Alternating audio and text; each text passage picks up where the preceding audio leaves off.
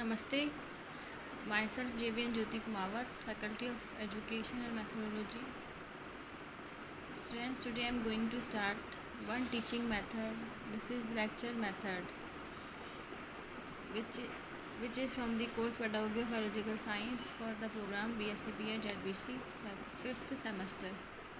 So, according to the creator code, an instructional procedure by which the lecture sought to create interest, to influence, stimulate, or moved opinion, to promote activity, to impart information, or to develop critical thinking, largely by the use of the verbal message with a minimum of class participation. Illustration, maps, charts, or other visual aid may be employed to supplement the oral technique. On the basis of above definition, lecture method has four basic aims: to motivate, to clear, to review, or to expand. Lecture means the methodological presentation of an idea through a speech.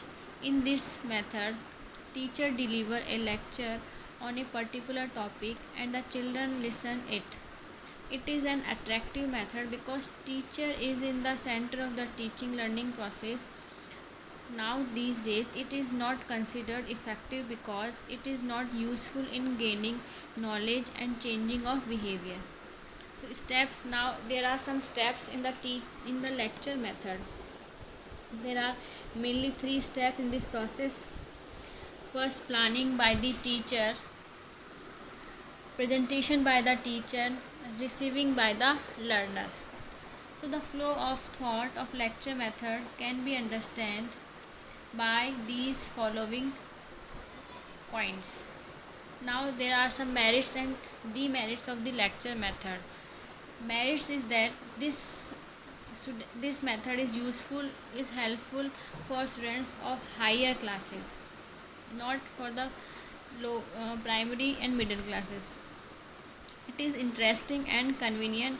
This is a simple, brief and quick method in which extensive curriculum can be completed in a limited time. Logical sequence is easily established by this method.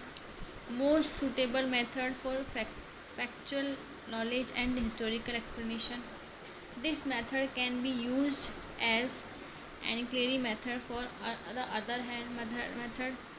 Repetition of content is possible by the lecture method only. Now demerits of lecture method. In spite of having above mentioned merits, this method also have some demerits, like it is a teacher centered method, not a student centered. So in this, teacher are active role and students play the passive role. Students is unable to develop scientific attitude in the class, not suitable for lower classes. This method lack learning by doing principle. In this method, demonstration experiment is totally neglected. A student will be unable to learn biology in the absence of demonstration and experimentation. It does not impart efficiency in problem solving. It does not develop students' reasoning power. It is dominating method which is against democratic feeling. In this method, there is no possibility of interaction between teacher and student, and there is no consideration of the intelligence, abilities and interest of the students.